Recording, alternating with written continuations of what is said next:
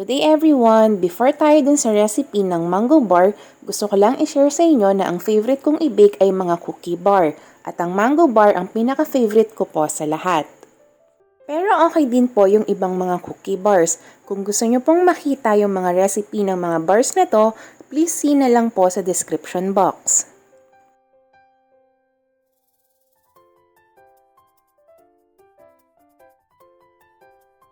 Good day again everyone! So we're going to make mango bar.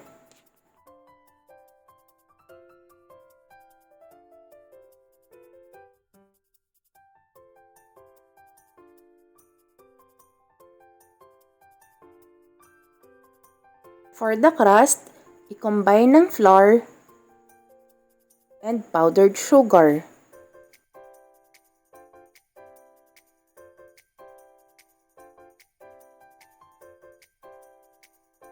Mix well and then i-add yung butter. Softened butter po yung gamit natin. Malambot na siya pero still malamig pa.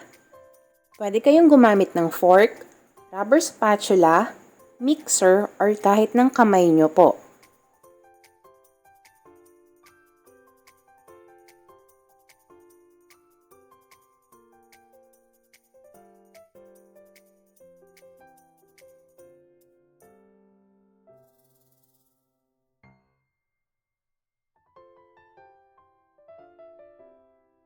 Make sure po na walang matirang buo-buong butter.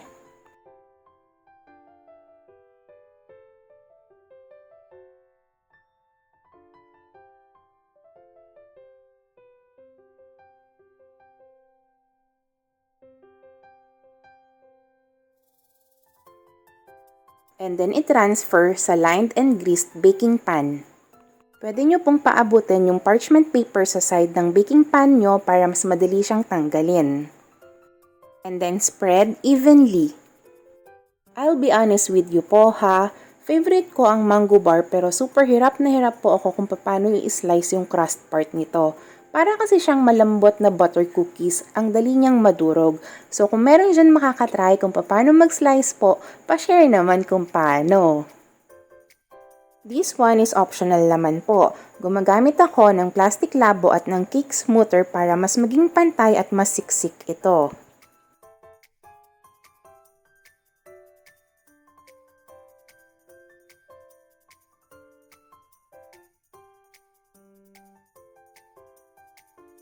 And then i-pre-bake in a preheated oven at 300 degree Fahrenheit for 15 minutes or until na mag-light golden brown siya.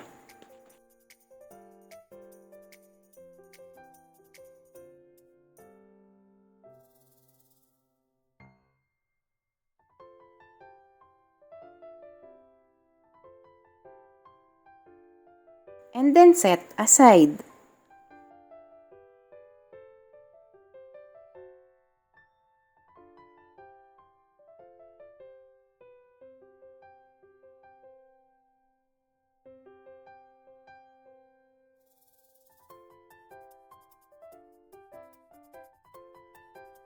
Ibabad ang dried mango sa hot water for at least 1 to 2 minutes. Hindi na natin i-measure yung water since i-drain din naman siya mamaya.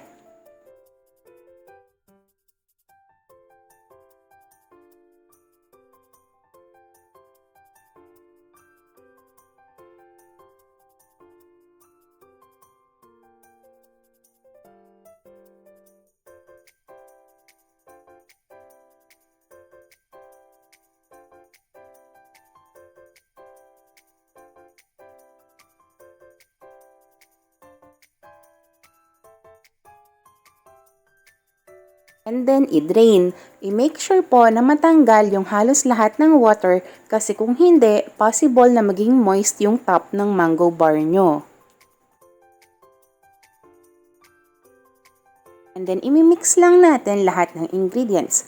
Start ng sugar, flour, baking powder, and salt.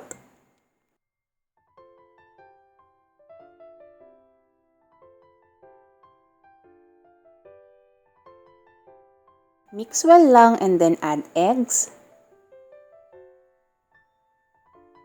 and lemon extract.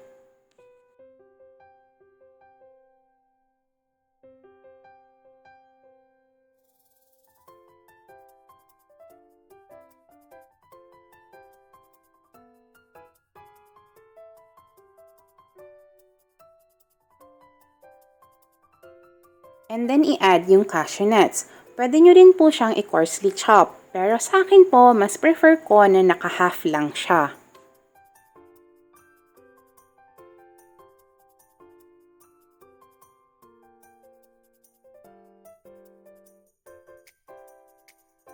I prefer roasted cashew po. Kung wala kayong roasted cashew, pwede siyang i-roast sa oven, i-spread nyo siya evenly sa pan, and then isalang nyo siya sa low fire for at least 10 minutes. Or pwede rin naman po kayong mag-roast sa kawali po.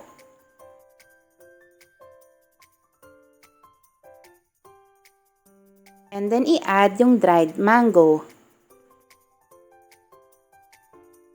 Hintayin nyo po muna na ma-pre-bake yung crust before nyo po gawin yung mixture na to. Okay lang po kung lumamig yung crust or kahit mainit pa kapag nilagay nyo po ito.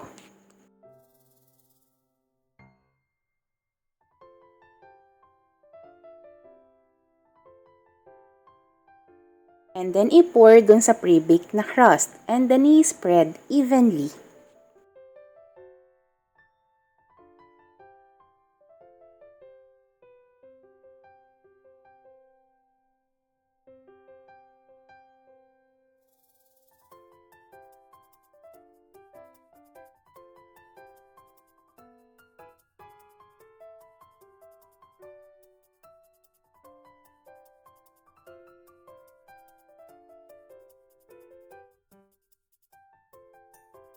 Bake in a preheated oven at 300 degree Fahrenheit for 40 minutes or until na mag-golden brown siya.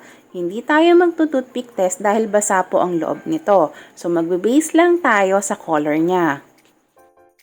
Kung hindi pantay ang pagkakaluto niya, pwede siyang iikot halfway ng baking time. Pero hindi lahat ng binibake natin is pwedeng galawin halfway ng baking time ha. Pero sa mga cookie bars, okay lang po yan.